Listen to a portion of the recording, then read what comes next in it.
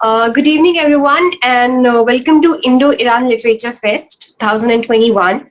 I'm Chavi, and I'm the country coordinator of Abhigan Foundation, India, and you're today's host. First of all, thank you so much, everyone, for joining in today's webinar. And today we are presenting a webinar on the significance of poetry in Indo-Iranian culture with the Iran Cultural House, New Delhi, the Embassy of Islamic Republic of Iran. The main purpose of this webinar session is that we are bringing poets and shayars on a common platform where the exchange of literature work will take place. The literates of both the countries, India as well as Iran, will share their perspectives in the form of poetry. And it's one of the most intellectual sessions that we're going to begin soon. We really appreciate all the help and support of Dr. Muhammad Ali Rabbani, the cultural attaché at the Embassy of Islamic Republic of Iran, for giving us this opportunity. Thank you so much, sir.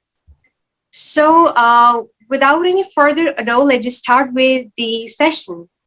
And our first speaker is Dr. Muhammad Ali Rabbani, the cultural counselor and head at the Iran Cultural House, New Delhi.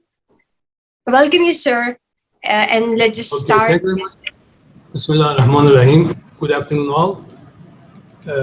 I welcome all Iranian and Indian poets and speakers and viewers of this webinar dealing with the significance of poetry in Indo-Iranian culture. I thank the African Foundation for holding the webinar on one of the basic and intellectual parts of Iranian and Indian culture. The poetry and the poets has always played a key role in the promotion and consolidation of historical relation as well as everlasting common heritage between the two nations. Poetry is the product of thought and life experience and vision, philosophy, and insight of each society on world issue. Every nation has potentialities that emerge in the form of further. The identities of the wisest and most cultured nation of the world are based on thought, literature, and art. Iranian had this privilege and characteristics that they have been constantly associated with poetry, literature, and artist culture over the past centuries. Iran is the land of the rise of famous and great poets, and among the various nations of the world, few nations can be found that have such characteristics. Poetry has become so ingrained in the destiny of the Iranians that many social and intellectual idioms have been expressed in the form of poetry, and poetry has somehow become part of Iranian culture. Therefore, poetry in the land of Iran can be equated with the culture and tolerance because poetry has taken on all the components that we see in the definition of culture. Another important point is that the Iranians throughout history have always used the capacity of poetry in their interactions with other nations.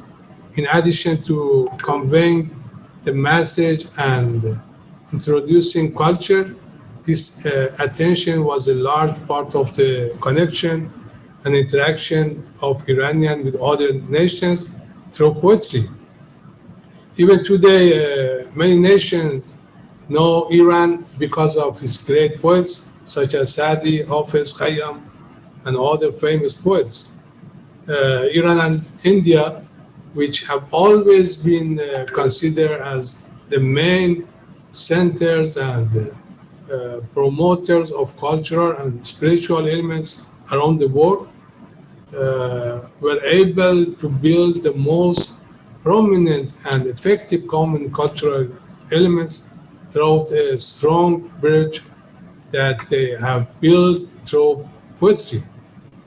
For more than 800 years in the form of poetry, Persian poetry, they can easily and psychologically enter the cultural realm and other nations. This reproduce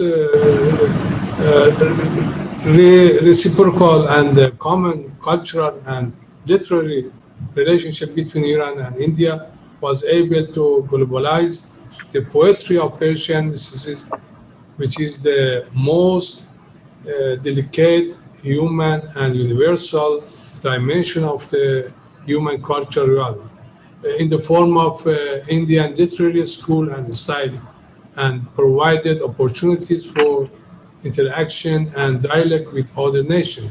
This common cultural test was the emergence of hundreds of eminent poets and unique literary texts that mental test and intellectual exquisite of Persian-speaking Iranian and Indian poets were able to provide a common language of empathy and understanding as the basis of human continuity.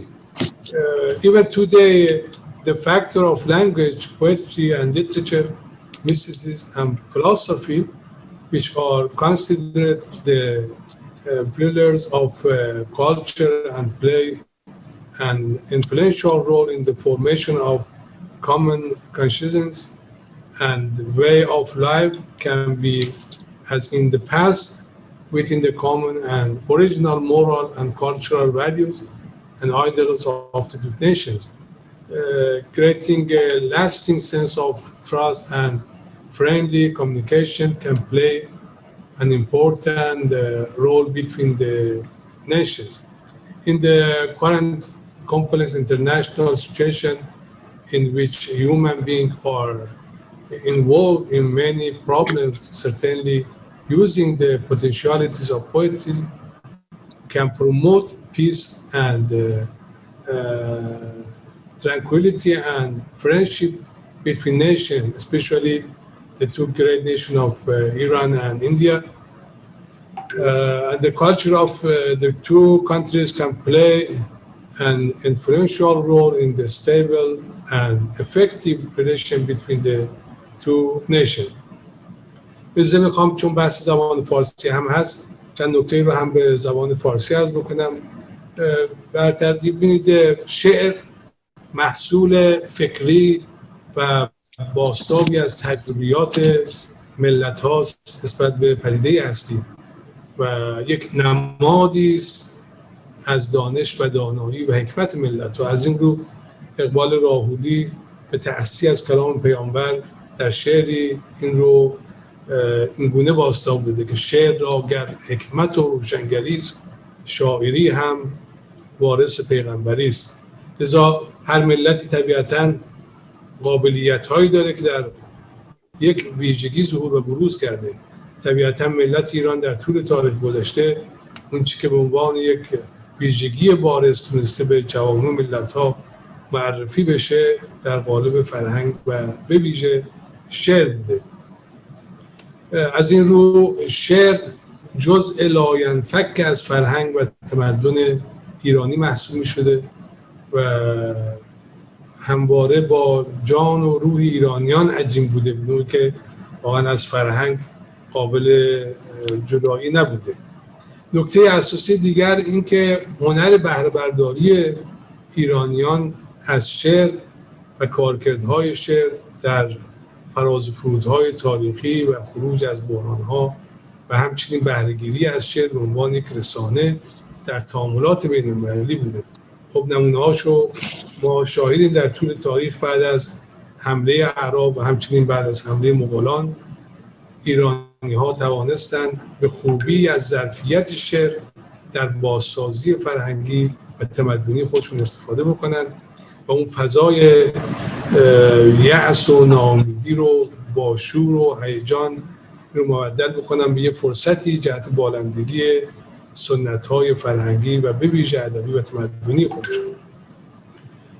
نکته مهم دیگر این که ایرانی‌ها در طول تاریخ گذشته همواره از ظرفیت شعر و شاعری در تعاملات و ارتباطات خودشون با سایر ملت‌ها استفاده کردن، هم به عنوان یک پیام و رسانه و عامل ارتباط که جهت بازنشر فرهنگ و ارزش‌های دینی و فرهنگی خودشون. لذا اون چیزی که امروزه تصویر مثبتی رو ما از ملت‌ها در مورد ایرانیان داریم عمدتاً برگرفته و متأثر از ظرفیت شعر و شاعری ایرانی هاست که شاعرای بزرگی مثل مولانا و حافظ و سعدی توانستند با بهره‌گیری از این رسانه فرهنگ و تمدن و ارزش‌های فرهنگی و دینی خودشون رو به ملت‌های دیگه منعکس می‌کنن، به یک تصویرسازی مثبتی رو نسبت به ایران، فرهنگ ایرانی عرضه بکنن.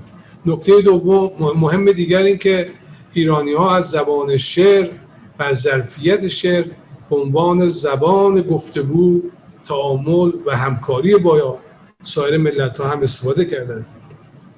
و بخش مهم و ماندگار از این تعاملات بین‌المللی و فرهنگی ایرانیان با بسیاری از کشورها به ویژه هند و شبه قاره زبان شعر و شاعران بوده. یعنی شما امروزه حجم کثیری از میراث مشترکی که امروزه بین ایران و هند وجود داره، اینها حاصل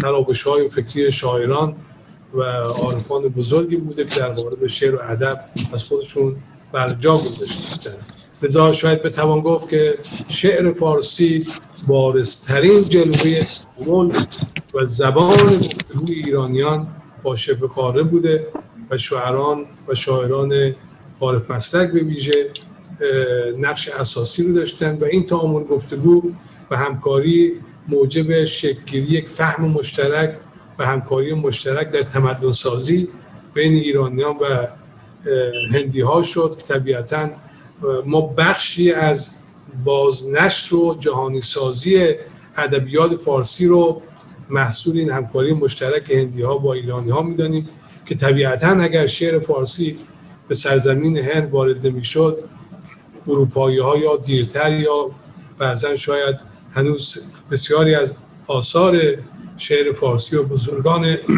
ادب فارسی رو باش آشنا نبودند. لذا این فرصت تعامل و گفتگو در یک ظرفیت حائز اهمیتی است که در شعر فارسی وجود داشته و امروزه هم وجود داره. به نظر من معتقدم که امروزه هم شعر و شاعران ایرانی و هندی می توانند با بهره‌گیری از این ظرفیت بزرگی که در هر دو ملت وجود داره این بستر تفاهم و همدلی رو همچون گذشته فراهم بکنن، تسهیل بکنن و طبیعتاً شعر، ادب به جهت پشتوانه‌های عرفانی و فلسفی که در زبان فارسی وجود داره و طبیعتاً بخشی از دامنه و گستره زبان فارسی هم در شبه قاره است، یک ظرفیت بسیار مهمی است در توسعه همدلی و حس اعتماد و ارتباط و تعامل بین دو ملت بزرگ ایران و هند و همچنین مواجه شدن با مشکلاتی که امروزه طبیعتاً در این منطقه وجود داره، بحران‌ها، مشکلات اجتماعی که پناه بردن به زبان فارسی میتواند این آرامش رو، همدلی رو و دوستی رو تقویت بکنه و حل و فصل بسیاری از چالش‌ها و مشکلات سیاسی و اجتماعی رو آسان بکنه. من امیدوارم که به هر حال دوستان شاعر جوان ما امروزه، هم دوستانی که به زبان فارسی و هم اردو و حتی هندی شعر میگن، بتونن همچون گذشته فرصت و امکان این تعاملات فرهنگی بین دو کشور بزرگ ایران و هند رو فراهم بکنن و انصافاً ظرفیت خوبی است. خوشبختانه مشاهده اتفاقات خوبی هستیم در هند در علاقمندی بخشی از جوانان هند به سرودن شعر فارسی و همینطور هم که در نظام آموزشی ملی هند هم پیش بینی شده که بحث آموزش زبان فارسی به جهت ظرفیتی که داره در مدارس هند تدریس بشه و خب این اتفاق خیلی خوبی است و طبیعتاً فرصت مناسبی رو فراهم میکنه برای اینکه این تعاملات و گفتگوها بین دو ملت تقویت بشه. من ممنونم از همه دوستانی که این فرصت و امکان رو فراهم آوردن. امیدوارم که دوستان ادیب و شاعر ما هم ایرانی و هم هندی بتوانند این وبینار رو فرصت دیگری رو تبدیل بکنن برای یک همفکری و همدلی و دوستی بیشتر. خیلی ممنونیم. Thank you very much.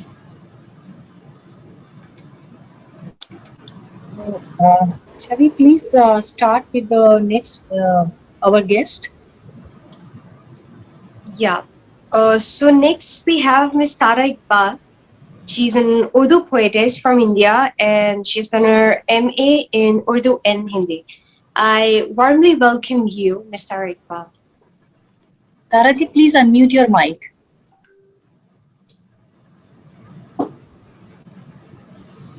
जी अस्सलाम वालेकुम।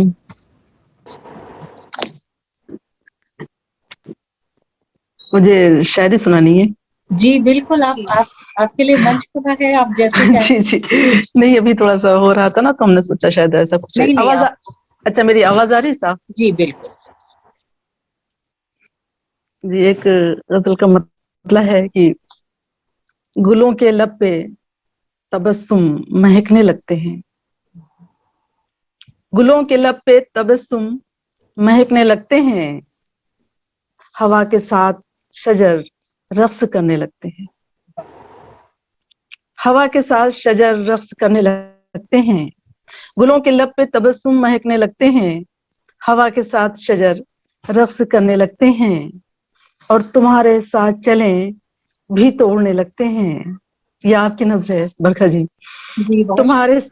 तुम्हारे साथ चलें भी तोड़ने लगते हैं कि दो कदम पे मेरे पर निकलने लगते हैं। वाह वाह, बहुत कि दो कदम पे मेरे पर निकलने लगते हैं। बहुत शुक्रिया। कि दो कदम पे मेरे पर निकलने लगते हैं। और सुनो कहीं भी रहो उन रुतों में लौट आना। वाह। सुनो कहीं भी रहो उन रुतों में लौट आना, वो जिनमें जब्त के पर्वत पिघलने लगते हैं। बहुत बहुत। वो जिनमें जब्त के पर्वत पिघलने लगते हैं, गुलों के लब पे तबस्सुम महकने लगते हैं, हवा के साथ शजर रक्स करने लगते हैं, तुम्हारे साथ चलें भी तोड़ने लगते हैं कि दो कदम पे मेरे पर निकलने लगते हैं। बहुत शुक्रिया। कि दो कदम पे मेरे पर निकलने लगते हैं। जी बहुत शुक्रिया। और एक गजल का मतलब था कि एक सेकंड बस हम आपको सुनाते हैं।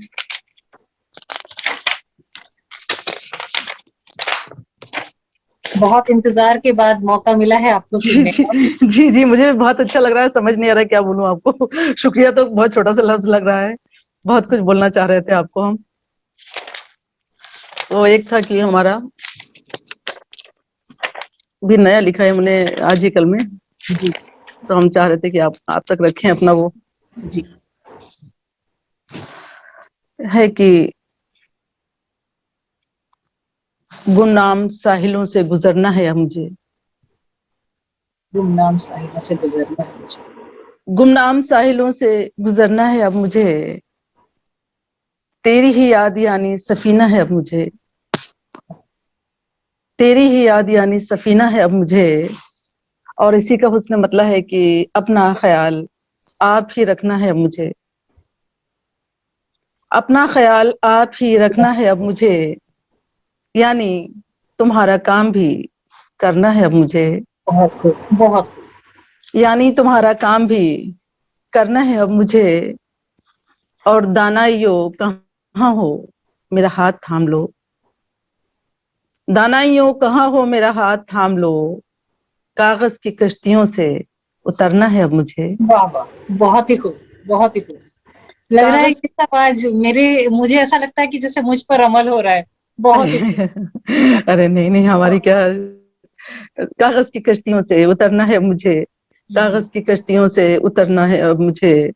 और बादल को क्या पुकारते, साया तलाशते, बादल को क्या पुकारते, साया तलाशते, जब हम सफर ही धूप को करना है अब मुझे, जब हम सफर ही धूप को करना है अब मुझे।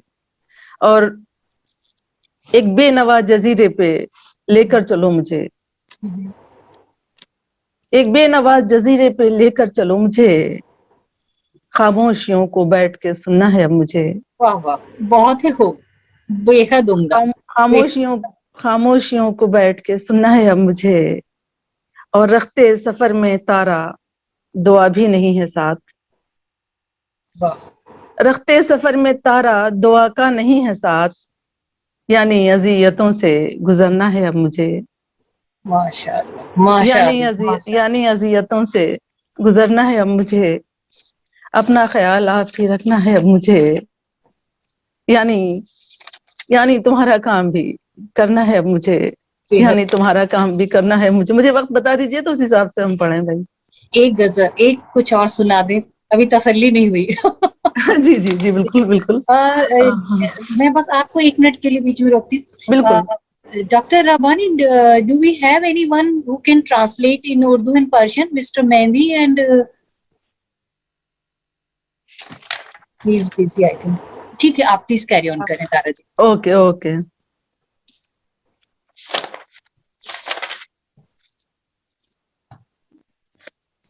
यही तो दुख है, यही तो दुख है मुझे, और यही बड़ा दुख है।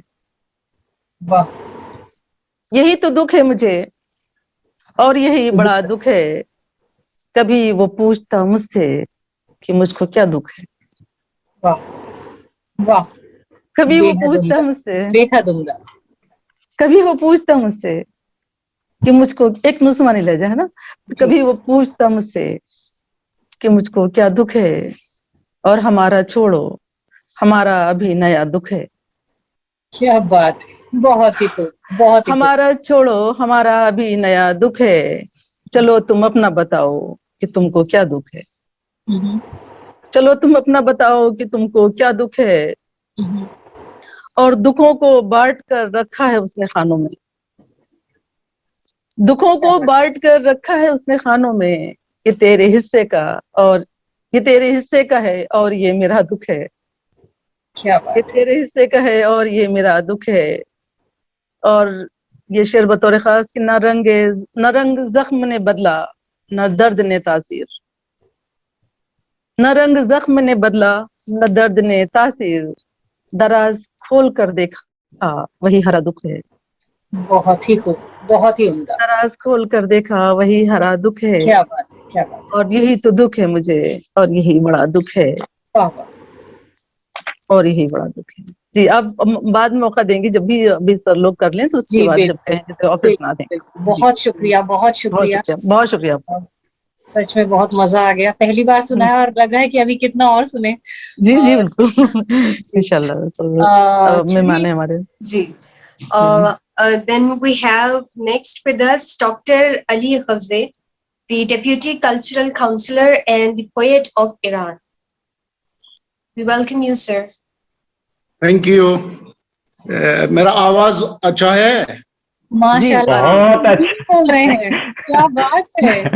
माशाल्लाह, बिस्यार खूब, बिस्यार खूब उस्ताद, बिस्यार शीरीन। पहले मैं वर्षा साहबा का शुक्रिया अदा करना चाहता हूं कि जिन्होंने 2 मुल्कों के शुआरा को एक प्लेटफॉर्म पर जमा करने की कोशिश की। जी बेशक। इजाजत दीजिए, मैं फारसी में कुछ अर्ज करना चाहता हूँ। जरूर इंशाअल्लाह, प्लीज। सही है। اگر اجازه باشه من با یک شعر خودم که در اون هند رو احترام کردم با این شعر شروع میکنم. اسمش هست گوش کن گوش به لبخانی ابروها. لبخانی ابروها این حس‌آمیزی است که بیشتر در شعرهای بیدل دهلوی هست. سلسله ماست همین سلسله موها، گوش کن گوش به لبخانی ابروها. هو هو و هی هی و ها ها مزن ای عاشق، های و هوی است همه ها ها هو هو ها.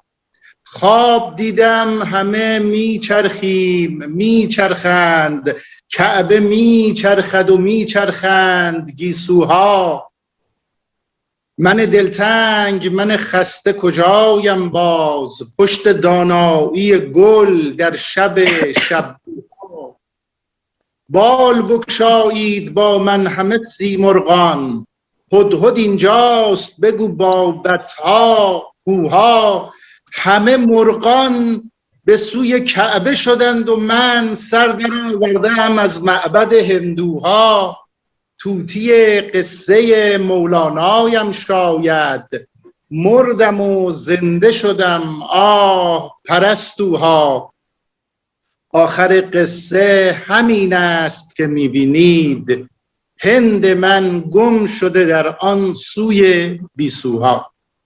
خب هند و ایران ارتباط بسیار قوی از گذشته دور داشتند و 1000 سال پیش ما میبینیم قدیمی ترین عارفان ایرانی که از تیفوریه هستند، اونها در 1000 سال پیش میان به هند و به سرزمین کشمیر قدم میگذارند و اونجا حضور دارند.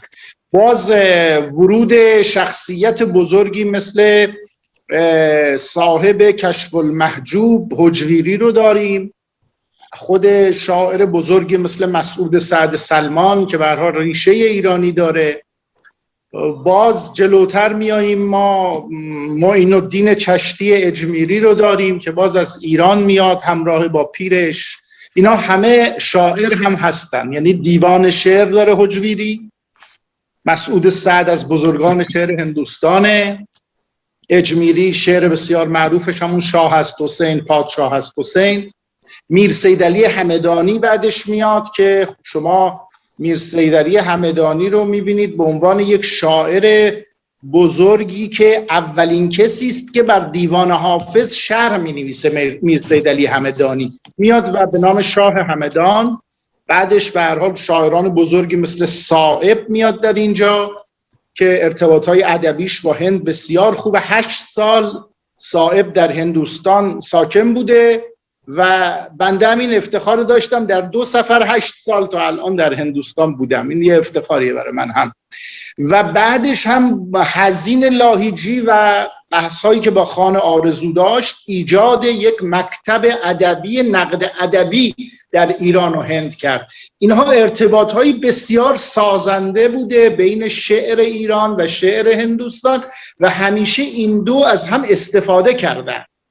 بیشترین تعداد شاعران ایران در دوره پادشاهان بابری به هندوستان آمدند و تعداد بسیار زیادی ما شاعر داریم که فارسی زبان بودند و تا همین روزگار هم شاعرانی داریم که دست کم 2 نفر از این شاعران امروز در این جلسه حضور دارند. آقای دکتر بلرام شکلا به نظر من از افتخارات شعر فارسی در هندوستان از جماعت هندوها بسیار خوب، و آقای دکتر سرویش تریپاتی که اوج یک انسانی است که تلاش و همت بزرگ داره. دکتر سرویش این دوتا هیچ کدوم در دپارتمان ها زبان فارسی نخوندن، سانسکریت خوندن و فارسی رو یاد گرفتن و شعر فارسی رو بسیار خوب میگن و نثر فارسی که بسیار هم دشواره. امروز ما میبینیم دکتر بلرام شکلا وقتی مقدمه بر کتاب دکتر سرویش مینویسه یکی از زیباترین نثرهای فارسی رو مینویسه. من میتونم بگم زیباترین نثر فارسی که از معاصران دیدم نثر آقای دکتر بلرام شکلاست. این یه افتخاره برای ایشون و برای سرویش. کتاب آقای سرویش هم هفته دیگه در میاد. در طی همین 2 سال نزدیک به 10 شاعر هند کتاب‌های شعرشون به زبان فارسی منتشر شده. این یه افتخار بزرگه و همه این شاعران به نوعی ارتباط بین ایران و هند در شعرهاشون جاری و ساری است. من خودم در شعرهام خیلی به هند و ایران هم اشاره کردم.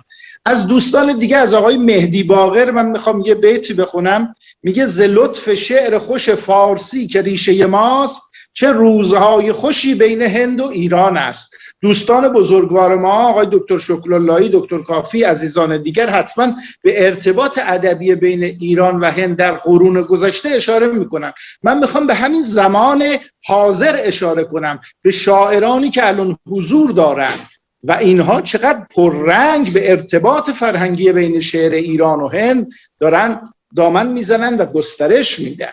خب من اخیراً یکی از آخرین شعرها که گفته بودم یه غزل بود که این هم باز ارتباط هند درش بود. در شعرهای من خیلی پررنگه بحث هند و ایران.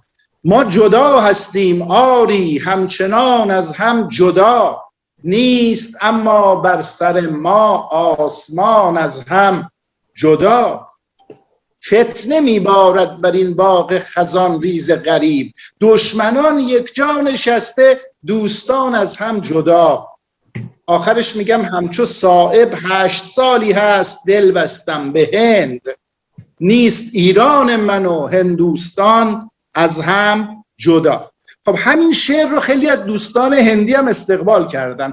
یه خانومی هست به نام فاطمه صغرا زیدی، یه خانوم آقای جواد عسکری، هندیه و شعر میگه، تازه هم شعر رو شروع کرده و همین اخیراً این شعر رو من دیدم استقبال کرده. چقدر خوب. ما همه از یک رگ و ریشه به هم پیوسته ایم، کی شود این ریشه فرهنگمان از هم جدا.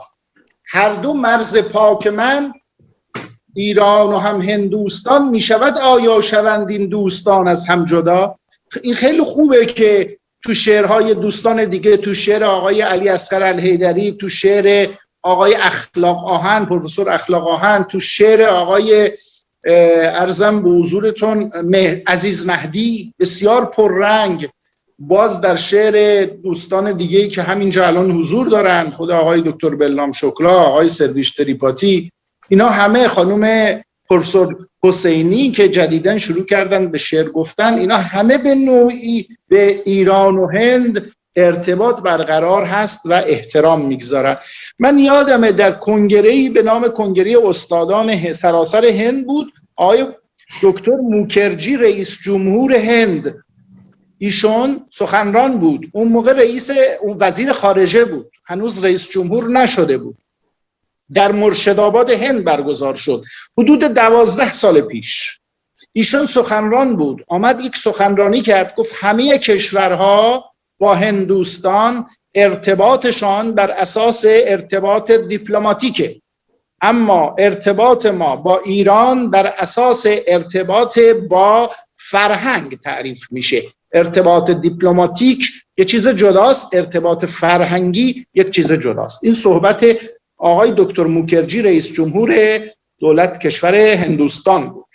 باز ما وقتی میبینیم آقای جواهرلعل نهرو، شخصیت بزرگ هندوستان که استقلال هند رو دامن زد و کار بزرگ ایشون و گاندی و انسانهای بزرگ بود، وقتی میخواد ازدواج کنه آقای جواهرلعل نهرو، کارت تبریکش، اون کارت دعوت عروسیش به زبان فارسی است.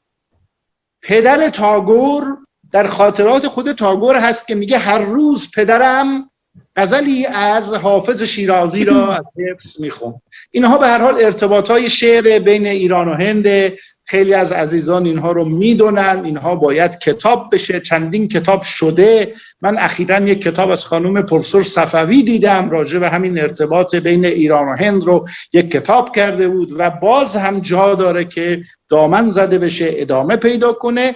از همه شما تشکر میکنم که این برنامه رو ایجاد کردید تا در دقایقی من هم در خدمت شما باشم و از صحبت‌های شما استفاده کنم. چه شعر خوبی هم می‌خوندید خانم قبل از من، خیلی شعر خوبی بود. من کاملا لااقل وزنش رو میفهمیدم که چقدر زیبا از موسیقی و شعر استفاده کرده. ممنونم.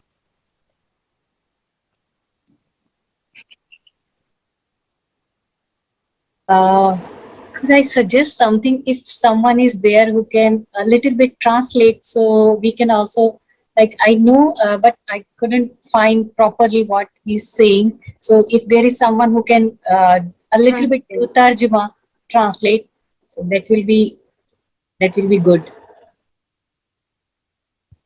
सर्वेश जी आई थिंक ये बलराम को बुलाया है? बलराम सर और सर्वेश जी ये काम बखूबी कर सकते हैं. हाँ, सर्वेश जी तर्जुमा कीजिए उस्ताद का.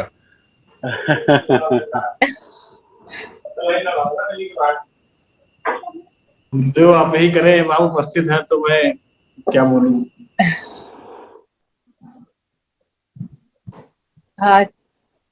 Okay, so we have to go our next. Sarvesh जी आपसे ही शुरू करते हैं. बहुत तारीफें सुनी अजहर साहब से आपके बारे में, बहुत ज्यादा, और ये हमारे लिए बहुत खास बात है, खास मौका भी है कि मैं कभी सोच ही नहीं सकती थी कि कोई ऐसे यहाँ हमारे बनारस में भी ऐसे लोग हैं जो फारसी को इतने करीब से जानते और समझते हैं और लिखते हैं. ये आप और बलराम जी तो हमारे लिए एक एग्जाम्पल जैसे हैं कि हमने, मेरे ख्याल में भी नहीं था कि कोई ऐसे हैं जो यहाँ पे इतनी अच्छा, इतना लिटरेचर फारसी को समझते होंगे. तो अजहर जी का बहुत बहुत शुक्रिया कि आपने हमें ये दो महान हस्तियों से हमारा इंट्रोडक्शन कराया, और आज मैं तो ये कहूँगी हमारे हिंदुस्तान की शान है. ये मेरे लिए वाकई बड़ा खुशी का मौका है कि बलराम सर को और सर्वेश भाई को हम सुन पा रहे हैं, और मोहम्मद अली रब्बानी साहब और अभी जो साहब तकरीर फरमा रहे हैं. ये वाकई बहुत ही खुशी का मौका है. जी सर्वेश भाई. जी सर्वेश जी कुछ फारसी में सुनाए और हम लोग भी अचंभित हो, ऐसा कुछ मेरे लिए तो अजूबा ही है ये. जी बिल्कुल, मैं अभी फारसी को सीख ही रहा हूँ, और मैं रोज ही, हमारे जो उस्ताद हैं यहाँ पर वो जो है उपस्थित हैं, डॉक्टर अली रजा गजवे और डॉक्टर बलराम शुक्ल. मैं नित्य सीखता रहता हूँ, और इन्हीं दो आचार्यों ने, इन्हीं दो गुरुओं ने मुझे जो है पग पग पे चलना सिखाया है, और मैं भी सीख ही रहा हूँ. तो ये बड़प्पन है कि आप दोनों के साथ मुझे अपने इस कार्यक्रम में रखा है. इन खुशबख्ती मनस्त के हमें उस्तादान मन दरिंजा हुजूर दौरंद व इन शुकूहे शेरस्त के हमें मा दर यक रब्त ये समीमी बेयक दीगर मुत्तसिल हस्तीन. ये कविता की ही एक महानता है कि हम दो संस्कृतियों के लोग जो है एक दूसरे के इतने आत्मीय हो गए. और ये इसमें जो हमारे ईरान के जो शायर हैं, उनकी कविता के प्रति जो निष्ठा है और अपनी भाषा के प्रति जो उनकी ईमानदारी है, और उसके प्रसार करने को लेकर उनके हृदय में जो एक तड़प है, वो इस संबंध को और अधिक मजबूती प्रदान करती है. और ये संबंध कोई नए नहीं है, ना ही ये संबंध जो है ये मुगल काल या उसके ऊपर हम देखते हैं, प्रायः लोग ये बातें कहते हैं, लेकिन ये कहीं न कहीं उस पुरातन परंपरा की बात है जहाँ जो है वो आर्याई खून जो है वो हम दोनों की रगों में दौड़ता रहता है. और हमारी भाषा, जो हमारी मूल भाषा भारतीय संस्कृत और जो ईरान की भाषा है, उसमें जो ये हजारों जो समानताएं हैं, तो कहीं ना कहीं ये इशारा करती हैं कि जो है हमारा परिवार एक ही है. तो इसीलिए हम एक दूसरे के इतना करीब आसपास जुड़ पाते हैं. मैं बहुत समय न लेकर के, जैसा कि हम आमतौर के शायर बुजुर्ग मौलाना गुस्तंद के दिया ता कद्र यक दीगर बेदानीम किताब नाक़े से यक दीगर नमानीम, कि आइए हम एक दूसरे की कद्र को जाने, एक दूसरे की चीजों को जाने, ताकि एक दूसरे से हम अपरिचित रह सकें. और जैसा कि आपके जो है फाउंडेशन का नाम है अभिज्ञान, तो अभिज्ञान शब्द का अर्थ ही होता है पहचान. तो ये कविता के माध्यम से हम अपनी पहचान करते हैं कि हम कौन हैं, हमारा संबंध क्या है, और इस संबंध के माध्यम से हम एक दूसरे से जुड़ते हैं. मैं एक कविता सुनाना चाहता हूँ. मन हमज कुर्बानियाने ईद कुर्बाने तुवम, मन हमज कुर्बानियाने ईद कुर्बाने तुवम, हिंदुयम दर आशिकी अम्मा मुसलमाने तुवम. दम बेदम इन हाफिज रूह सअदी दर मनस्त, दम बेदम इन शूर हाफिज रूह सअदी दर मनस्त, रूह व शब ए फारसी बनशस्त बर खाने तुवम. हिंदुए हिंदम के अकलो इश्क मस्ती बामनस्त, मी किशानत शहर दहली ता खुरासाने तो, मी किशानत शहर दहली ता खुरासाने तुम, ऐ ज़मीने शेर दानिश मादरे आतश परस्त, ऐ ज़मीने शेर दानिश मादरे आतश परस्त, मन हमीशे दूस्त दारे इश्क इरफाने तुम, मन हमीशे दूस्त दारे इश्क इरफाने तुम, हिंद ईरान गैर जाने जान दुनिया नीस्तंद, आह ईरान तू मरा जानी मन जाने तुम, आह ईरान तू मरा जानी मन जाने तुम, इन कदर शीरो शकर हस्तीन बा हम जामगी, इन कदर शीरो शकर हस्तीन बा हम जामगी, तू मरा जामी रमन सरमस्त रिंदाने तुम।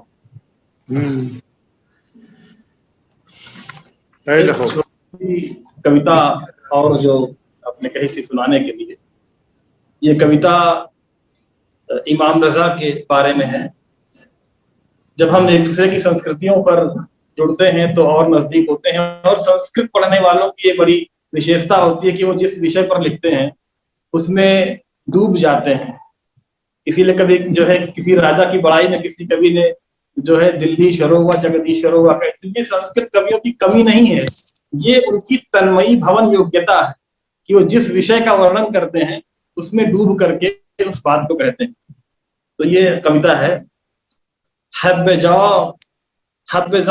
खाकी के अज़ान मुस्तफा गुल में कुनत, हब्बजा खाकी के अज़ान मुस्तफा गुल में कुनत, दर शबिस्तानश सहर नूरो सिदा गुल में कुनत, ताकि जहरा बी अली तन्हा न मानत दर जमीन, अज दरूने कैबरूजी मुर्तजा गुल में कुनत, इश्क अगर बा गैरतो मर्दी पे यामीज़त पे हम, इश्क अगर बा गैरतो मर्दी पे यामीज़त पे हम, अज दरूने तिश्न रूजी करबला गुल में कुनत, नूर पाकीज़े फ़कत महदूद दर यक शहर नीस्त, नूर पाकीज़े फ़कत महदूद दर यक शहर नीस्त, अज़ मदीने ता खुरासानश रज़ा गुल में कुनत, इन ख्याले आस्थाने थो मरा बख्शीद मेहर,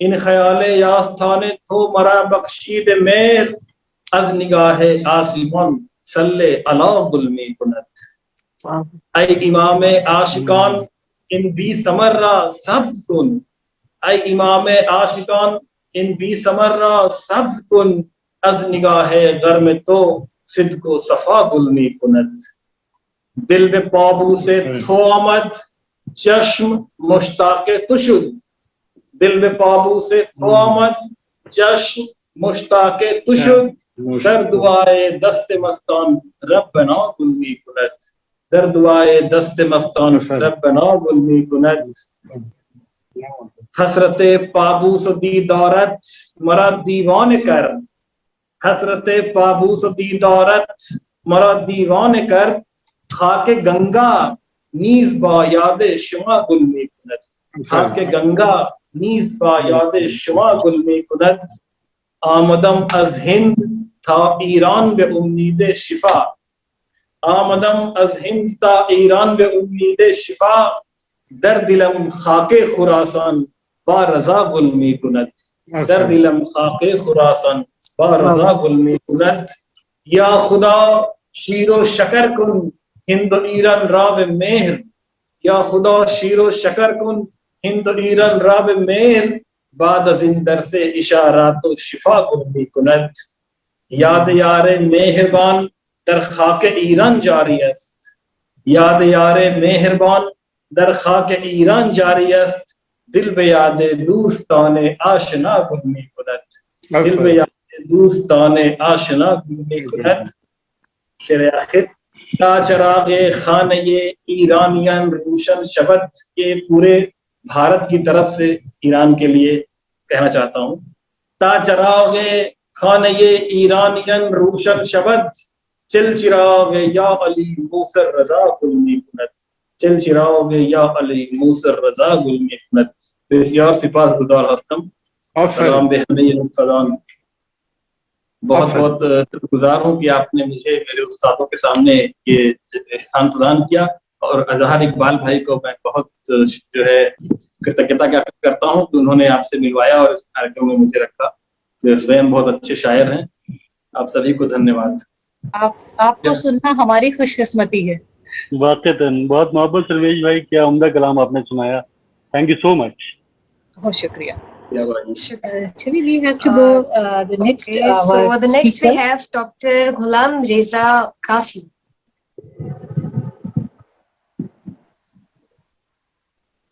My mic is already on mute. دکتر کافی نتونست وصل بشه، برای من نوشته میاد و هنوز متصل نتونسته بشه.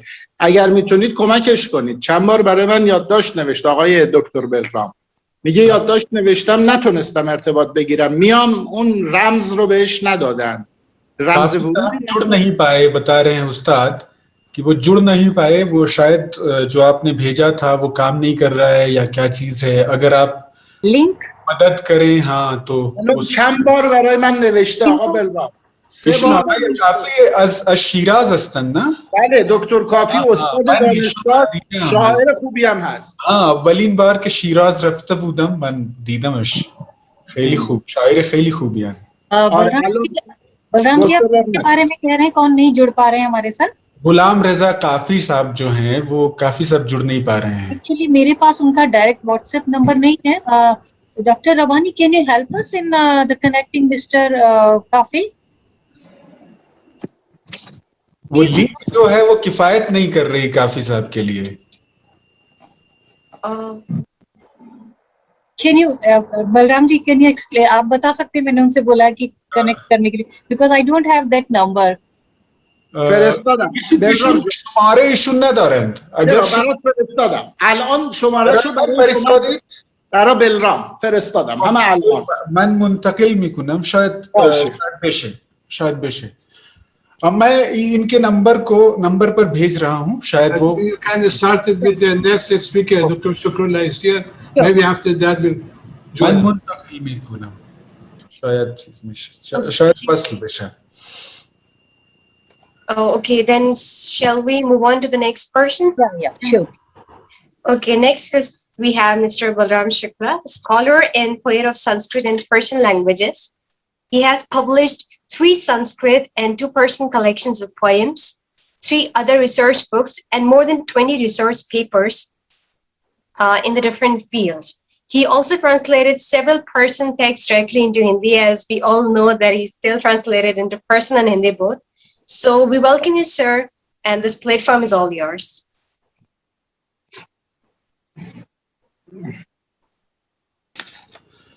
آب حیات عشق را در رگ من روانه کن.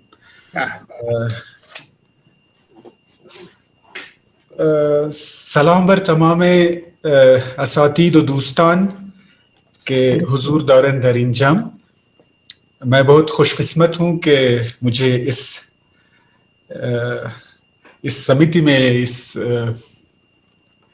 कवि सम्मेलन में बुलाया गया, जहाँ के हमारे उस्ताद लोग भी हैं, उस्ताद कस्बे, और बहुत अच्छे शायर दोस्त लोग हैं. शायरों को सुनने को मिला.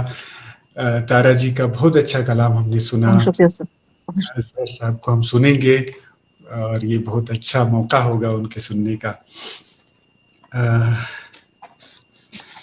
तो मैं बहुत खुश हूँ इस बात से कि हमारे 3 ईरानी उस्ताद, आगाए अली रब्बानी, आगाए डॉक्टर अली रजा कस्बे, आगाए एहसानुल्लाह शुक्रुल्लाही साहब, ये सब लोग यहाँ हाजिर हैं. और ये मौका भी है कि मैं शुक्रगुजार हो सकूं उन लोगों के प्रति जिन लोगों ने हमारी जो थोड़ा सा जो हमारा शौक देखा उसमें तो इतनी ज़्यादा तशवीक की, हिंदुस्तान से लेकर के ईरान तक. और हम जानते हैं कि सादी कहते हैं कि मन आनम के मन दानम. मैं जितने पानी में हूँ उतना मैं जानता हूँ, लेकिन ये उस्तादों का फैज़ है कि उन लोगों ने कितना अधिक हम पर स्नेह किया. फारसी, ये समझिए कि दस्त परवरदा हम लोग हैं उनके. और उन्होंने क्या बात. और मैं आगा कस्बे को कहता हूं कि वो शायर साज हैं, सब शेर लिखते हैं, शेर बनाते हैं, वो शायर बनाते हैं। वाह वाह, क्या बात है। शायर भी साजंद। हिंदुस्तान में देखते देखते पिछले 10-15 साल में उन्होंने मुतअद्दिद शायर जो हैं वो पैदा किए हैं। क्या बात उन्होंने एक किताब जो है वो प्रकाशित की, इसका नाम है जाफरान और संदल, और सर्वेश त्रिपाठी जी का प्रकाशित होने ही वाला है। वस्तुतः ईरान के लोग जो हैं वो मुखम्मर हैं शेर और शायरी के साथ। ईरान में कहते हैं कि हर दूसरा तीसरा आदमी शायर है, और ईरानी कहते हैं मजाक में कि जितने हम शायर रखते हैं, हमारे पास इतने शायर हैं, अगर उतने गाय और बैल होते तो उनका दूध बेच करके हम लोग बहुत हर दूसरा, मतलब आप वहां जाएंगे, मेरा तो जाने का अवसर हुआ 9-10 बार उस्तादों की मदद से, तो वहां आप फजा में शेर को महसूस कर पाएंगे, आप अनुभव कर पाएंगे कि वहां शेर है। क्या बात है। और मैं ये कहता हूं कि अगर आपको शायरी से रग़बत है तो आपको फारसी जरूर पढ़नी चाहिए। सिर्फ इसके लिए फारसी पढ़ी जा सकती है कि उसमें इतने बड़े शायर हैं। मैंने खुद भी पढ़ी इसीलिए सिर्फ कि फारसी में शायरों को पढ़ा जा सके। मुझे फारसी में शेर लिखने का कोई अंदाजा नहीं था, लेकिन मैं संस्कृत में कविताएं लिखता हूं और संस्कृत में कुछ कविताएं प्रकाशित भी हैं। लेकिन जब आप किसी चीज के साथ बहुत अधिक प्रेम में रहते हैं तो प्रेम की सबसे बड़ी अलामत जो है वो शायरी होती है, शेर होता है। शायरों के सामने ये क्या चीज कहना। कुछ शेर मैंने कहे जो कि जाहिरन उस्ताद ने उसको ठीक किया और उसको शाया किया, तो मुझे खुशी है इसको पेश करते हुए आप लोगों के सामने। तो पहली गजल जो है वो खाले नासिया है। जदीद जुल्फ दुता दिल हजार पारे कुनम, जदीद जुल्फ दुता दिल हजार पारे कुनम, मनम चुआशक मिस्कीन दिगर चे चारे कुनम। उस्ताद मुतवज्जो बाशिद। हर चीज़ी के इन शेर खूबिश दौरद इन अशमास्त व हर चीज के बदीस्त हर चीज के पस्तीस्त अजमनस्त। जदीद जुल्फ दुता दिल हजार पारे कुनम, मनम चुआशक मिस्कीन दिगर चे चारे कुनम। चु अज किनार मनन मेहर खूब रूयान रफ्त, चहा बे माह बेगूयम चे बा सितारे कुनम। चहा बे माह बेगूयम चे बा सितारे कुनम। खुशम के खाक कदूमत बेखाल नासी शुद, खुशम बेखाक कदूमत के खाल नासी शुद। सुखन बेगू के चु गिलास गूशवारे कुनम। सुखन बेगू बेमने तश्न बाज मुसहफ वार, सुखन बेगू बेमने तश्नत बाज मुसहफ वार। हकीकते चुत्तु बीनम, हकीकते तुच्छु बीनम चे इस्तिखारे कुनम। خیلی خوب. असगुजारम उस्ताद। दिलम बेराह दो चश्मे तो दाने दाने चकीत, احسن. दिलम बेराह दो चश्मे तो दाने दाने चकीत। बे सीने हीच नदारम के पारे पारे कुनम। احسن. तोरा के मिस्ल नीस्ती, तोरा के मिस्ल कसी नीस्ती बगैर खुदत चगून शरह बे तशबीह व इश्तिआरे कुनम। خیلی خوب. سپاسگزارم استاد. غزل دیگر هست عافیت. دلم چو عرش مولاست رشک دیر و کنشت، دلم چو عرش مولاست رشک دیر و کنشت. تو را الهه بسازم بیا فرشته سرشت، تو را الهه بسازم بیا فرشته. वाह वाह। मेरा दिल जो है वो अर्श और अर्श मुअल्ला का रश्क हो चुका है। ऐ मेरे महबूब आ, तुझे मैं इलाह बना लेता हूँ इसमें। इलम चु अर्श मुअल्लास्त रश्क दैर कनिश्त तुरा इलाहे बसाज़म बिया फरिश्त सरिश्त। खुदा कुदाम पसंदद बेबीनम ए जाहिद खुदा कुदाम पसंदद बेबीनम ए जाहिद मकान जिंदे ये दिल या मकान मुर्दे खिश्त। ए जाहिद आज आप कंपटीशन में आते हैं, देखते हैं खुदा किसको ज्यादा पसंद करता है, तुम्हारा क्या बात है। ईंट से बना हुआ मुर्दा घर या मेरा जिंदा दिल वाला घर। क्या कहना, क्या वाह कहना। वाह, सुभान अल्लाह। खुदा कुदाम वाह। पसंदद बेबीनम ए जाहिद मकान जिंदे ये दिल या मकान मुर्दे खिश्त। ببین که از دم زاهدان خشک نهاد تمام گشت تمام شراب شهر بهشت. به جای آتش دوزخ رسیدم چندیست به فیض بی حد پیر مغان پاک سرشت. قسم دهیم خدا را که برگزیندمان میان این همه زیبا میان این همه زشت. और लास्ट शेर जो है वो मौलवियाना पढ़ करके 2-3 मैं खत्म करता हूँ। रुख ताबना के बुलबुल बेसमन चिकार दारत। रुख ताबना के बुलबुल समन चिकार बेसमन चिकार दारत बेसमंद गुल नशीनद ज चमन शिकार दारत। بسمند گل نشیند ز چمن شکار دارد. بشکن ایاغ و مینا بفکن شراب و صهبا که سرود یه دل من همه سر خمار دارد.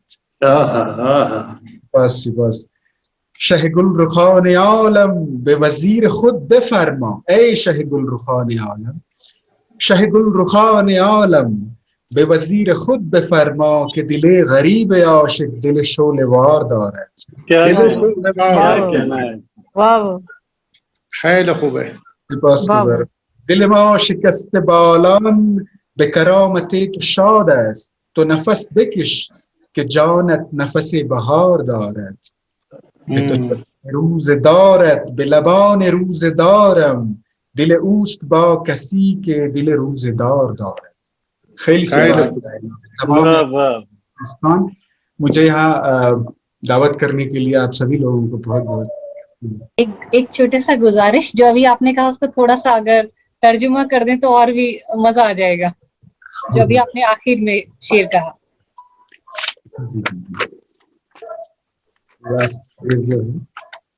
रुख ताबना के बुलबुल बेसमन शिकार। बुलबुल का जो ताबनाक चेहरा है, जो बहुत प्रकाशित उसका मुखमंडल है, उसको यास्मीन से क्या काम है। उसको वो खुद अपने आप पे इतना सेल्फ कॉन्टेंटेड है कि उसको किसी गुल की मुखापेक्षा नहीं चाहिए। गुल नशीनत, वो तो खुद गुल के घोड़े पर सवार होकर के पूरे चमन का शिकार करने वाला है। वो एक गुल के पीछे क्यों पड़ेगा। बशिकन अया मीना बेफिकन शराब सहबा। अया और मीना और शराब और सहबा को फेंक दो, उसको तोड़ डालो, क्योंकि मेरे शेर की सराइश से, मेरे शेर के सारे सर में खुमार अपने आप हो गया है। मतलब एक्चुअली अपने शेरों के बारे में मैं कहूँ कि ये वस्तुतः केवल फारसी के प्रति प्रेम की प्रतीक है, अन्यथा मैं शायर नहीं हूँ। कम से कम फारसी में तो शायर नहीं ही हूँ। और जो लेकिन सर आप जब पढ़ रहे थे, आपका तहतुल लफ्ज और आपका मतलब हम फारसी के थोड़े थोड़े अल्फाज समझ पा रहे थे, और वो जो एक कैफियत थी उन अशार में, उसको हम महसूस कर पा रहे थे, तो हम बहुत लुत्फानंदोज हो रहे थे। और आपके चेहरे पे इस कदर शादाबी और इस कदर वो जो जिस क्या कहते हैं अभी जो जिक्र किया आपने लास्ट शेर में, वो आपके चेहरे पे नजर आ रही थी। धन्यवाद। वो मुझे लगता है शेर का प्रभाव कम था, वो प्रेम उसके पीछे जो था वो हाँ ज्यादा। हाँ वही सर बिल्कुल। सर बहुत बहुत शुक्रिया, बहुत शुक्रिया। ये खुशनसीबी है कि आप सब लोगों को सुनने का मौका मिल रहा है आज हमें। तहे दिल से बहुत शुक्रिया। So Chavi, can you move forward? The next we have is Dr. Ehsanullah Shukrailahi, Director, the Persian Research Center and the Persian Scholar. I would like you, sir, to please begin with your session.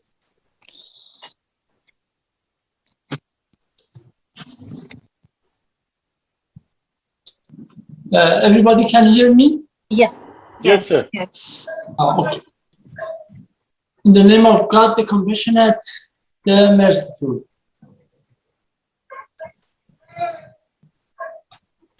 I'm happy to attend this literary webinar. Thanks to the organizers. India nurtured Iranian thought and turned it into one of the best literary products in the world, which we call Indian style in Persian poetry. I read a poem of this style to begin with. The poet of this poem is Sahib Tabrizi, who has lived in India for 10 years. همچو عزم سفر هند که در هر سر هست، همچو عزم سفر هند که در هر سر هست، شوق دیدار تو در هیچ سری نیست که نیست. Like the desire to travel to India that is in every head, the desire to see you is in every heart. I enjoyed the poetry and speeches of all the members of this webinar. The great poet of Iran, Hafiz, believes composing poetry is to calm one's thoughts. And I'm very happy that God has given me the opportunity to calm my mind. I'm also reciting a poem of mine for you, which I hope you will like. First, I read the Persian text and then the translation summary. عرض ادب و سلام و احترام دارم خدمت همه شرکت کنندگان در این وبینار. دوستان بسیار خوبم، جناب آقای دکتر بلرام شکلا، جناب آقای دکتر سرویش تریپاتی، استادم جناب استاد علیرضا قزوه، استاد ارجمند جناب آقای دکتر ربانی و عزیزان دیگری که نام شریفشون در پوستر آمده. اینقدر راجع به ارتباط فرهنگی میان هند و ایران گفته شده و شنیده ایم، شاید تکراری به نظر بیاد هر حرف دیگری، اما همین رو میخوام عرض بکنم که شاید ارتباط کشورها موضوعات تخصصی خاص خودش رو داشته باشه. مثلا امروز ارتباط بسیاری از کشورها با کره یا چین به خاطر محصولات الکترونیکشون مثل ماشین یا موبایل و از این جور محصولات هست. ارتباط دنیا با عربستان به خاطر نفت هست. ارتباط بعضی از کشورها با همدیگه به خاطر موسیقی هست. ارتباط بعضی از کشورها به خاطر ورزش هست. اما در طول تاریخ ایران و هند هزار بهانه ارتباطی با هم داشتن، اما شیرین ترین بهانه‌شون شعر بوده. زیباترین پل ارتباطیشون پل ادبیات بوده. ایرانی ها از هندی ها خیلی چیزها آموختن، هندی ها هم از ایرانی ها چیزهایی رو آموختن. همواره در حال داد و ستد بودن. در زمینه پزشکی از هم آموختن، در زمینه نجوم از هم آموختن، در اخلاق از هم آموختن، در تصوف از هم آموختن و در شعر از هم آموختن. شعری که من میخوام برای شما بخونم گویای این حقیقت هست که ما یکی بودیم از ابتدا، دست سرنوشت ما رو به لحاظ جغرافیایی از هم جدا کرد، اما به لحاظ قلبی هرگز ما از هم جدا نشد. یک دسته پرستوی مهاجر بودیم، پرواز کنان آمده از وادی دور. یک دسته پرنده گریزان از برف، از سردی باد خسته خاطر ناسور. در دل هوس و عشق و تمنای وصال، امید به آستانه گرم حضور. راه آمده تا خرمی سبز بهار، از سردی دی رسیده تا حرم تنور. آمد تا نفس خرم باد، آمد تا به دوراهی عبور. یک دسته به راست رفت و ایرانی شد، یک دسته به چپ هند سرافراز غرور. در طی هزارها همین دو هستند، در آمد و رفت همچو بر گل زنبور. این یک عسل طعم خراسانی داشت، آن نیز عسل به طعم گل در میسور. ایران به کفش ساز همایونی کوک، ماهور زنان هند به چنگ و تنبور. این گونه من و تو هم نواییم هنوز، این گونه من و تو ریشه هامان انگور. من مست تو از نوازش رسم کهن، تو مست من از ترانه سبز سرور.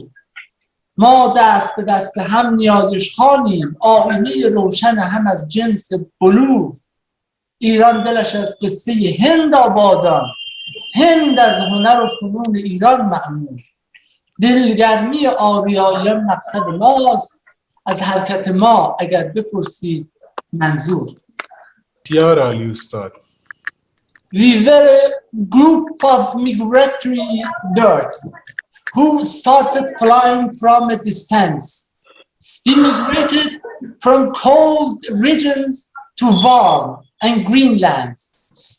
A group went to the right and became Iranian. The other group went to the left and became Proud India. But these two brothers and sisters have always been in touch with each other for thousands of years, even so far.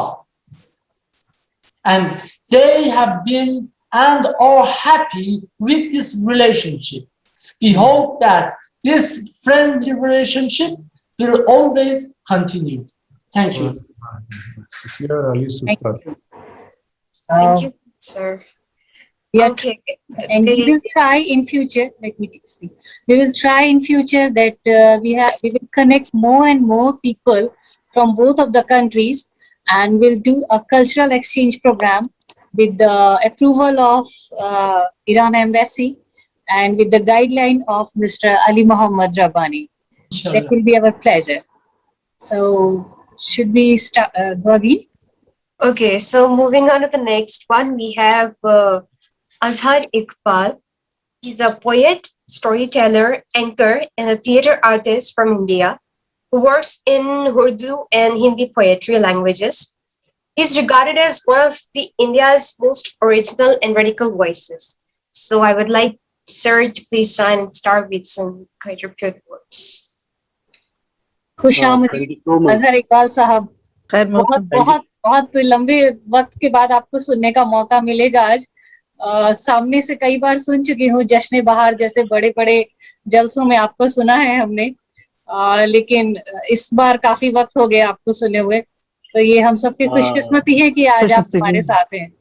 बेशक बाकी तो मैं इस कदर लुत्फानंदोज हो रहा हूँ कि मैं आपको बता नहीं सकता। डॉक्टर बलराम शुक्ला साहब को और जो फारसी के जो उस्ताद शोरा यहाँ पर मौजूद थे, जिनको हम कम समझ पाए, लेकिन हमने लुत्फ भरपूर उठाया जी और खूब बिल्कुल। मजा लिया उस चीज का। तो और ये मेरी खुशकिस्मती है कि इतने जो अहले अदब हैं ईरान के और हमारे यहाँ के सर्वेश और डॉक्टर बलराम शुक्ला साहब जैसे आलिम और फाजिल इंसान के कुर्बतों से फैजाब होने का मौका मिला है, ये हमारे लिए बड़ी बात है। जी तो बिल्कुल। मैं बस शुरू करता हूँ कि respected Muhammad Ali Rabbani Sahab, loving poets of Iran, it is a very happy moment for all of us that today we are doing cultural exchange with one of our dear country, Iran. I want to thank Abhigyan Foundation and Dr. Barkha Varsha for making this cultural bridge in between our countries. Thank you so much, Dr. Barkha. Thank you.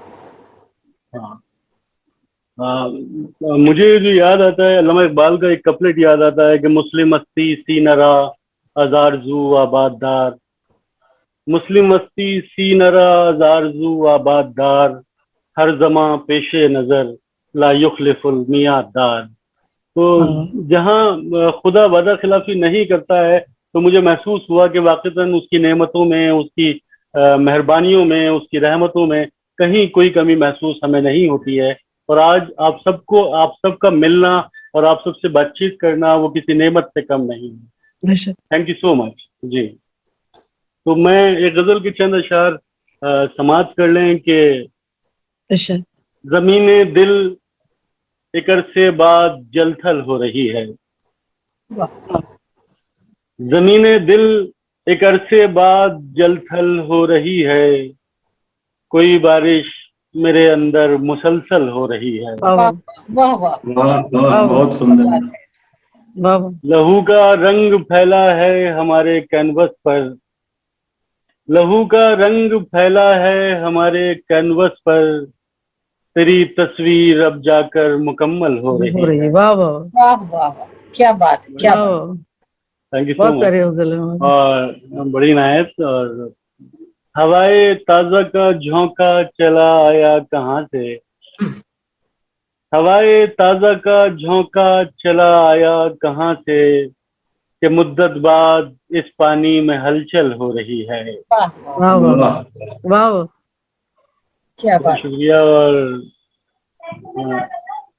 तुझे देखे से मुमकिन मगफिरत हो जाए उसकी, तुझे देखे से मुमकिन मगफिरत हो जाए उसकी, तेरे बीमार की बस आज और कल हो रही है। क्या बात, क्या बात। बहुत शुक्रिया सर, बड़ी नायत। और वो शब आ ही गई बंदे कबा खुलने लगे हैं, वो शब आ ही गई बंदे कबा खुलने लगे हैं, पहेली थी जो एक उलझी हुई हल हो रही है।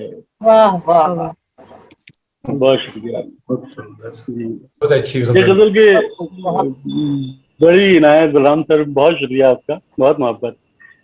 एक और गजल के चंद अशार के मतलब समाप्त करें कि घुटन सी होने लगी उसके पास जाते हुए, घुटन सी होने लगी उसके पास जाते हुए, मैं खुद से रूठ गया हूँ उसे मनाते हुए। क्या बात, वाह वाह। शुक्रिया। ये जख्म जख्म मनाजिर लहू लहू चेहरे, ये जख्म जख्म मनाजिर लहू लहू चेहरे, कहाँ चले गए वो लोग हंसते गाते हुए। क्या बात, क्या कहना। तुम्हारे आने की उम्मीद बढ़ नहीं आती, तुम्हारे आने की उम्मीद बढ़ नहीं आती, मैं राख होने लगा हूँ दिए जलाते हुए। वाह वाह वाह, और बेहद न जाने जी बलराम सर ये शेर समाप्त करें कि न जाने खत्म हुई कब हमारी आजादी, न जाने खत्म हुई कब हमारी आजादी, ताल्लुकात की पाबंदियां निभाते हुए। क्या बात है, क्या बहुत सुंदर। बहुत शुक्रिया सर। एक बार और दोबारा से कहें। न जाने खत्म हुई कब हमारी आजादी, न जाने खत्म हुई कब हमारी आजादी, ताल्लुकात की पाबंदियां निभाते हुए।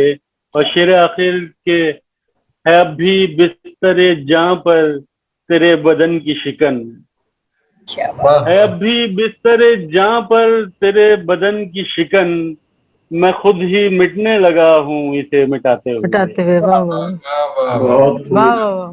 बहुत शुक्रिया, बड़ी नायत। बहुत थैंक यू सो मच। मैं खुद ही मिटने लगा हूँ इसे मिटाते हुए। वाह, बहुत शुक्रिया सर, बड़ी नायत। थैंक यू डॉक्टर बरखा, बहुत शुक्रिया। ये नहीं अभी तसल्ली नहीं हुई है, कुछ एक और बहुत दिनों बाद तो आपको सुनने का मौका मिला। एक तरन्नुम में जी। अब पता नहीं फारसी में तरन्नुम का कुछ वो है या नहीं है। कहीं ऐसा ना हो तो अली रब्बानी साहब नाराज हो जाए। हिंदुस्तानी शैली का भी मुजाहिरा करना है ना। कितनी सारी कलाओं को एक साथ मिला करके पेश करते हैं।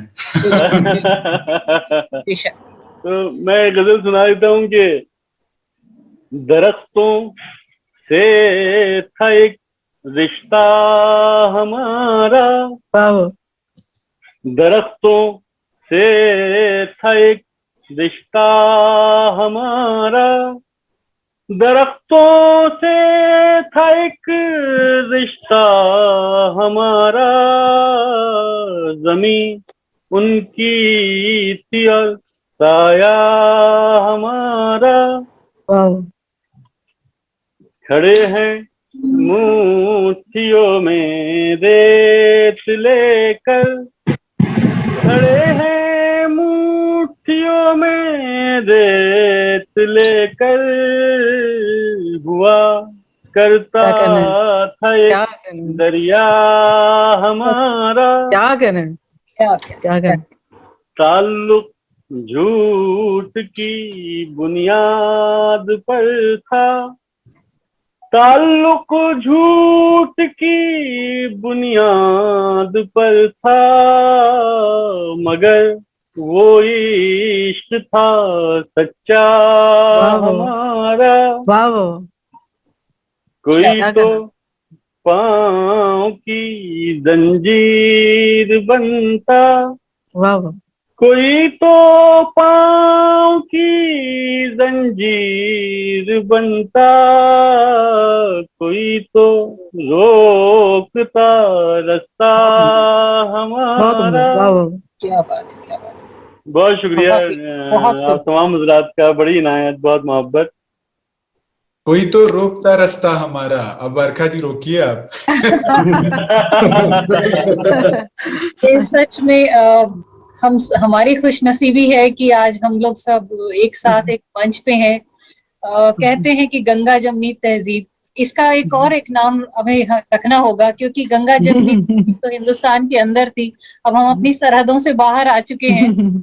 और देयर इज समथिंग, एक रूट है जो हम लोगों की एक जड़ें हैं, कहीं ना कहीं आपस में जुड़ी हुई है। अच्छा, अभी जो सर्वेश जी की किताब आ रही है फारसी गजलों की, उसका नाम जो है वो आपके अनुसार है, वो क्या है सर्वेश जी? जुए सर गंगा व जुए मोलियान, जुए मूलियान, जुए मूलियान आयद हमी। क्या बात। I also request Mr. Rabbani that in future this is a Zoom meeting, because due to the lockdown we can't connect much live. It's a virtual platform. So in future, when the government allow for the kind of live concerts, with due respect, with your permission, we will do a program, a event, where the both of the countries like India and Iran, the participants and the writers. Pardon, sir? The poets and music in Iran. Yeah. So this will be our efforts that writers from both the countries we will have on the same platform, same time, same stage. So in future we will look forward for that. ये हमारी खुशनसीबी होगी कि आप सबको एक साथ एक जगह पे एक प्लेटफॉर्म पे देखना। और अब तो ऐसा लग रहा है कि हमें भी फारसी सीखना चाहिए। पाकिस्तान जाते जाते थोड़ा दरी समझ आने लगा, और बताते हैं कि जो दरी होता है वो फारसी से थोड़ा बहुत मैच करता है। जैसे अभी मुझे नहीं पता, फारसी में दरी में कहते हैं यक जहान तशक्कुर। आप सबका बहुत बहुत शुक्रिया।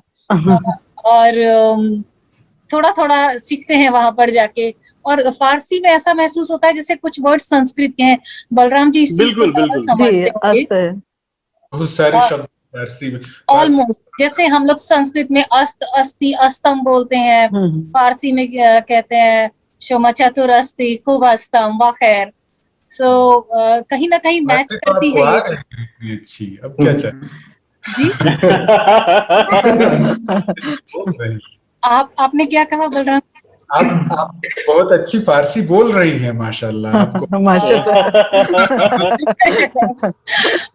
बस सीखते हैं थोड़ा बहुत, और यही इस कल्चरल कनेक्ट का मतलब भी यही है. This is the real meaning of this cultural exchange, that through the language, through the art and literature we will connect in future. Like if we go to the history part of ancient history, there are some roots, they are connected with India, Afghanistan and Iran. Almost they are like the same.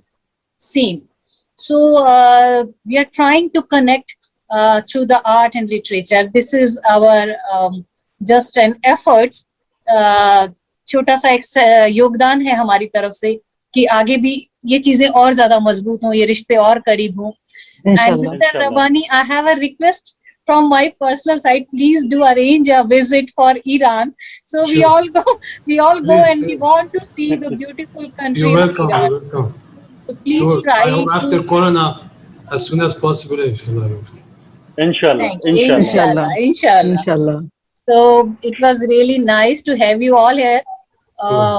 It's such a pleasure to meet you all. And of बहुत course, खुशी हुई आप लोगों को यहाँ सुनकर, और ये हमारी भी खुशकिस्मती थी कि आप लोगों से इस तरह से मुलाकात हुई. अजहर साहब, आपका बेहद शुक्रिया. अगर मैं कहूँ कि इस प्रोग्राम को जो भी सक्सेस, मैंने तो कुछ भी नहीं कर पाई, अजहर साहब ने मुझे सब कुछ ऐसे परोस के दे दिया. ये बहुत हमारे लिए बहुत बड़ी बात है, बहुत मायने रखता है. बलराम साहब, आपका बहुत शुक्रिया. सर्वेश जी, डॉक्टर एहसानुल्लाह, डॉक्टर रब्बानी, जो लोग मुझे स्क्रीन पे शायद नहीं दिख पा रहे हैं, तारा जी, आपका बहुत शुक्रिया. बहुत पहली बार शुक्रिया आपसे आपका. रूबरू हुए हैं. बहुत अच्छा लग रहा है आपके नाइस साथ. To meet you all and have a good evening. jump program as soon as possible. Thank you sir. Thank you very much. Thank you बहुत सर, शुक्रिया. थैंक यू सो बहुत मच सर. शुक्रिया. अल्लाह हाफिज. बहुत अल्लाह शुक्रिया. हाफिज. अल्लाह हाफिज. बहुत शुक्रिया. फी अमान खुदा अल्लाह. हाफिज. अल्लाह हाफिज.